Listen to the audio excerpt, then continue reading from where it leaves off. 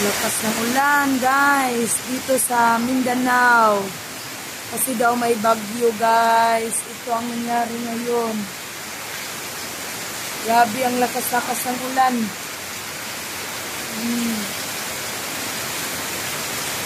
Ito na, mamaya-maya magbabaha na dito. Grabe. Itim pa ang kalangitan. Oh. Grabe na yung maglabas. May gubol-gubol na ang ano. Tingnan mo, guys. Sana makita niyo yung ulan dito. Grabe. Grabe ang lakas. Grabe na lang yung ulan dito araw-araw.